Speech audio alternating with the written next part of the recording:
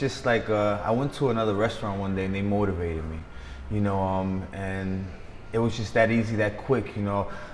Me being a Puerto Rican and Phoenix is more Mexican populated, me being Spanish, just more Mexican populated over here. So, you know, I wanted to try to find something for my culture. I wanted to expose my culture to the Mexican culture as well, you see, as I was exposed to their culture, you see. And I like it, and I want to show them about our culture, and so they can experience my food, you know, and me personally, my family, my team, you know. It's just it's just outrageous. It's just beautiful, the experience that we're just trying to give and bring to the people out here in Phoenix, you know. So, you know, I decided, you know, after the restaurant business over there, we decided to, I wanted to get a lunch truck.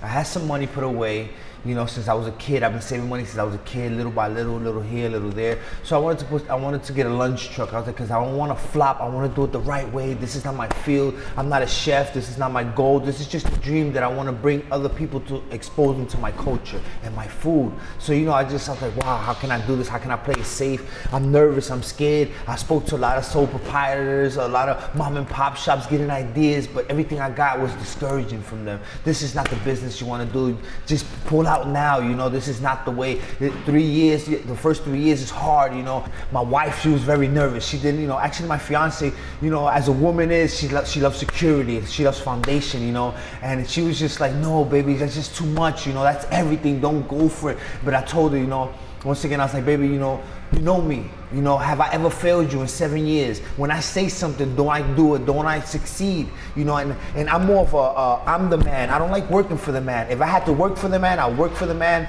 Make me some couple paychecks, go to a storage, used storage, buy me a used storage, start at a swap meet and making money and just keep going from there. You know, I was never comfortable. I gotta go get it. However you look at it, I'm gonna go get it. So we go home. You know, I'm not a computer person, so I tell my wife, I was like, baby, get on the line. Let's look for a food truck, and let's look for a business, a location. You know, it was like 1, 2, 3 o'clock in the morning. My wife was getting tired. Baby, come on, no, come on. We gotta find something, mommy. I'm feeling this. We can't go to sleep right now. We gotta keep doing what we're doing right now. And she's like, baby, but I'm tired. I was like, baby, you know, if I knew how to navigate this system, I would do it. But please stay here.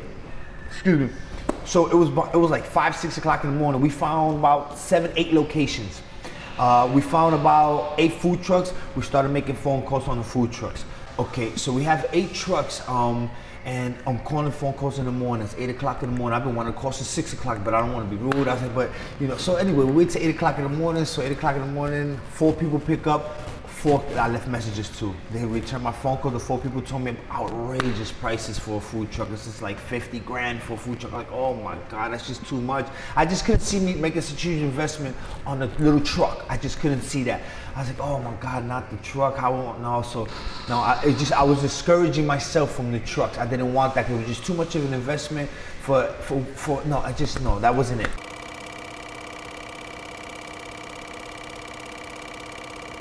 When we're coming up through here, we see a big Felice, 1,000 to 5,000 or 10,000 square footage Felice. So we see a big pull in. So we pull in right here. So we park right in front. So I'm looking at it just from the outside. So when I go into the windows, it was pretty dark. So I'm looking inside. So it's kind of dark and I can't really see. So I look back and I see the phone number. So I'm looking, I'm excited, I'm nervous. I'm like, oh my God, this is like, you know, a restaurant. I've never done this, you know what I mean? I'm really doing this, you know? My wife was like all nervous, trying to talk me out of it.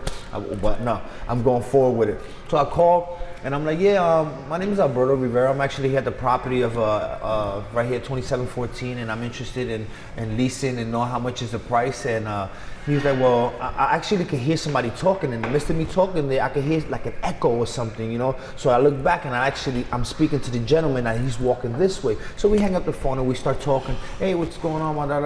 I'm like, you know what? I'm so motivated. I just want to go sign the paper because for what I can see, I can work with it just from the outside. He ain't even had the key on him. I went over there, had $3,000 in my pocket so I could put a down payment to show that I'm serious.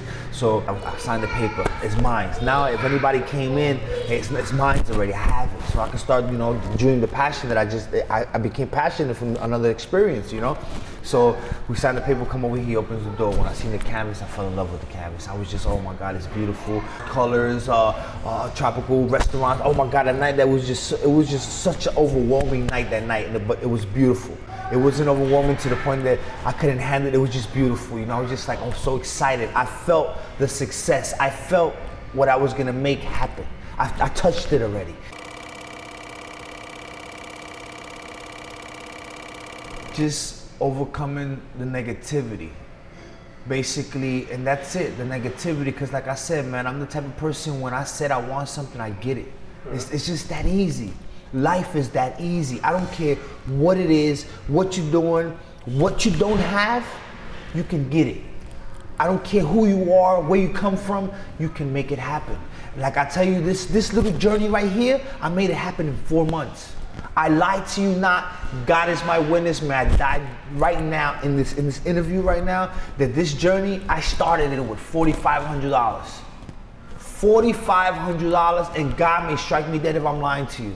$4,500, and I gave him $3,000 out of my pocket, straight out the pocket, and I had $1,500 to play with.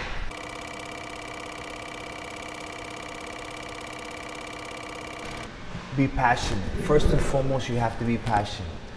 If you're not passionate, I think it won't work. You know, that's just my personal experience, you know, because it makes no sense for you to start getting into something and then down the line you just get discouraged for one thing. Because it will be discouragements in everything you do in life, in your relation, everything. It has a little discouragements here and there, but you have to push forward. I'm telling you, I had it rough. I really had it rough, you know, but you know what? I overcame. I did my hurdles. I jumped. I saw from a distance. You know what, it's a bump in the road. My best thing is just take the longer way, 2 minutes this way, and walk straight on flat, solid ground, then take the bump.